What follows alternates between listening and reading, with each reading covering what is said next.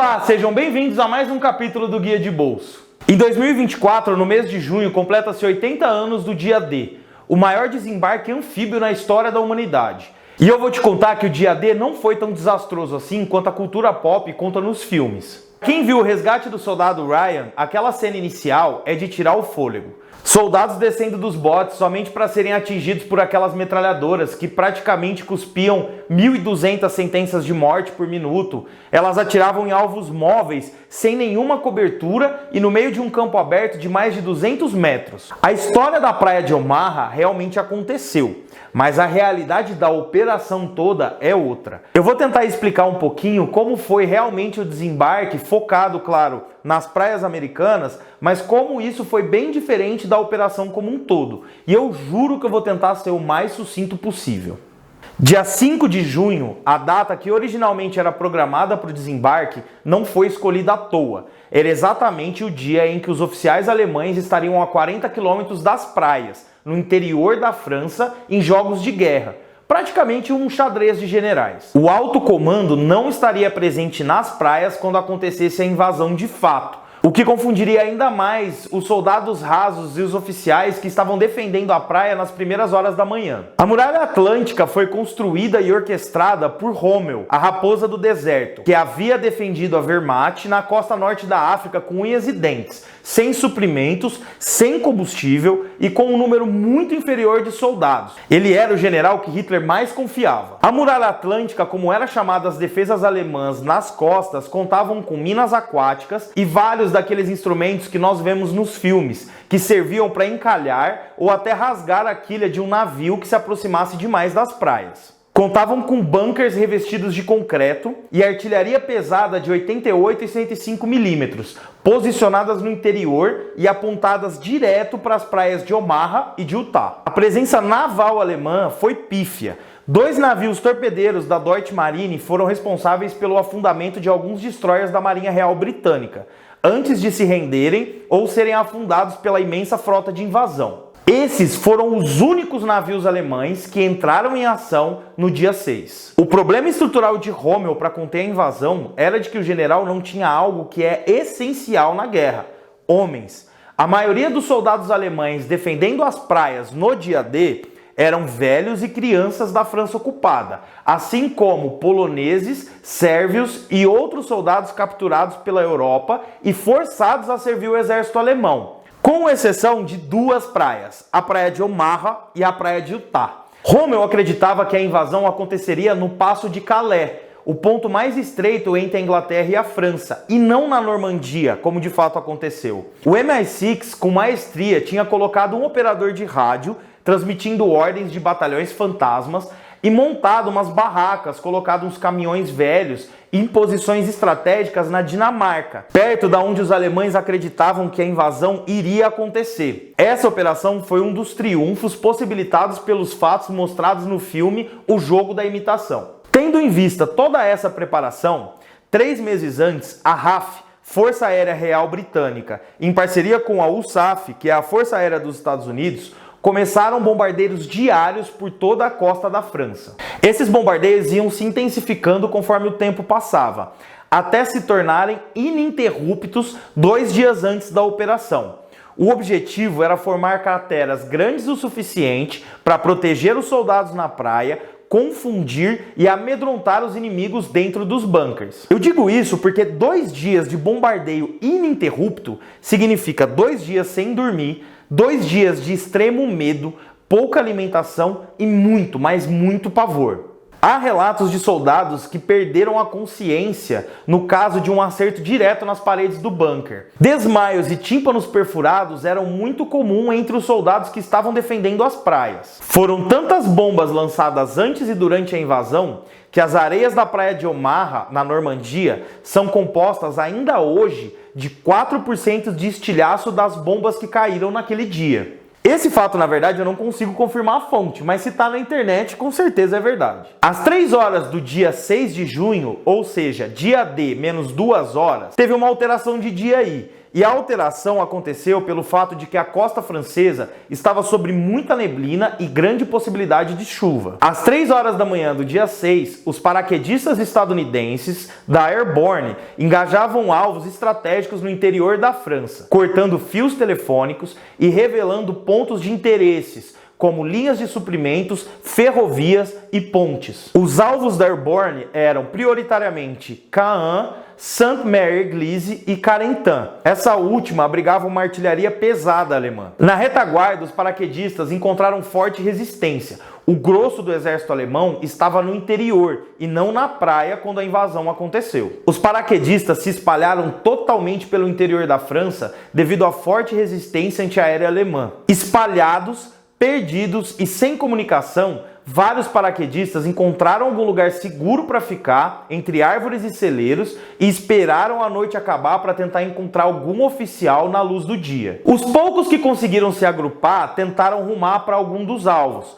A confusão nas zonas de salto foi tão grande que isso ajudou a Airborne. Os alemães não conseguiram encontrar nenhum padrão na força de invasão. Lembrando que a estratégia de defesa do exército alemão era sempre entregar uma posição para nas horas seguintes se reagrupar e fazer um contra-ataque rápido e poderoso, retomando as posições perdidas e confundindo os inimigos. Às 5 horas da manhã, no dia D, hora zero, os navios que já estavam na costa se juntaram a um bombardeio nas praias, com projéteis de 14, 15 e 16 polegadas. Isso é tão, mas tão grande que alguns navios encouraçados recuavam de 1 a 2 metros na água pela força da rajada devido ao tamanho do projétil. Alguns soldados viram um destroyer explodir um bunker inteiro de concreto e aço ao acertar diretamente a estrutura. Em salvas exceções como Utah e Omaha, o restante dos soldados americanos, ingleses e canadenses desembarcaram quase com resistência zero, apenas para ver alguns velhos e crianças maltrapilhos jogarem as armas por terra e pedirem a rendição. O fiasco das praias era chamado Duke. O veículo tinha como design ser um carro anfíbio. Havia se provado completamente não manobrável nos bancos de areia da Normandia. O nome faz bastante jus a esse veículo. Duke em inglês é pato, e ele nem nadava bem e nem andava na terra bem. Eles atolavam, afundavam e só pioravam a situação. Alguns soldados da Companhia A disseram que a maior utilidade desses veículos era se tornar barreira e abrigo para os soldados. No dia D, mais 2 horas, em Utah e Point du Rock, que eram alvos dos canhões de 88 e 105 milímetros, os soldados encontraram forte resistência ao desembarcar. A geografia das praias ajudavam muito os defensores nessas posições. Não haviam, na verdade, praias. Eram só rochedos e penhascos que chegavam a 35 metros. Ou seja, os soldados invasores tiveram que subir cordas nessa altura para somente depois poder chegar e combater os seus inimigos. Na praia de Omaha, o cenário era diferente.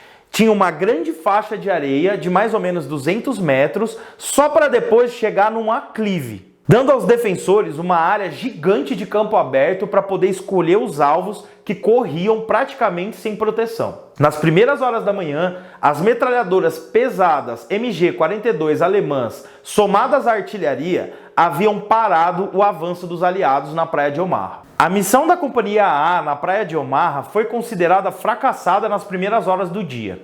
Os navios que carregavam os botes, os homens e a força de invasão haviam errado em quase 1 quilômetro o local do desembarque.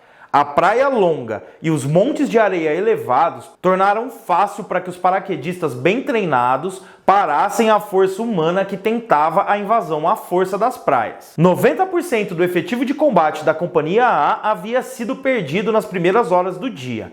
Lembrando que durante a Segunda Guerra Mundial, o padrão para uma missão ser considerada fracassada, segundo Eisenhower, era a perda de 16% do efetivo. No dia D, mais 5 horas, os canhões no interior da França que estavam apontados para Utah e Point du Rock foram tomados sem maiores problemas. Enquanto isso, na praia de Omaha, a Companhia A ainda sofria para avançar dentro do território. No dia D, mais 12 horas, a praia de Omaha havia finalmente sido tomada, e as cenas que se viam não eram as de massacre e tiroteios dignos de telas de cinema. Eram soldados ocupando vilarejos, aceitando rendições que vinham às centenas. Sem, é claro, desbotar a valentia dos guerreiros da Praia de Omaha, que lutaram bravamente e mantiveram suas cabeças erguidas enquanto viam sua companhia sendo destrinchada por artilharia e metralhadoras. Mas a pergunta é, por que invadir a Muralha Atlântica na França? Ao tempo da invasão da França, os soviéticos já se encontravam a 300 quilômetros de Berlim. O fronte leste estava minando todos os recursos da Wehrmacht. Fora a Rússia e na Itália, a guerra na Europa já quase não acontecia mais. A atividade aliada era muito pequena. E a França ocupada era uma posição estratégica e importantíssima para quem a mantivesse. E para entender a importância dessa operação, basta lembrar que a preparação começou 2 anos antes. Exercícios, treinamentos e esquematizações desse cenário já começavam a tomar lugar em 1942. Se você quer algumas referências, indicações de filmes, eu vou passar aqui para você, tem uma tonelada deles. Alguns bons, outros nem tanto. Então eu vou deixar aqui algumas indicações para você que quer entender um pouco mais sobre o dia D. Vamos começar essa lista com o Resgate do Soldado Ryan, que é um clássico. Quem quer acompanhar um pouco mais do que foi a ação na Praia de Omaha em 6 de junho de 1944, pode assistir a primeira sequência de ação, porque ela é muito boa e mostra com muita realidade o que pode ter acontecido. Tem uma ou outra coisa ali que realmente não foi igual ao dia, mas consegue retratar muito bem o caos que foi nas praias. Tem também, é claro, a minissérie Band of Brothers, que mostra a história de ação na guerra da Companhia E do 56º Batalhão de Paraquedistas da Airborne.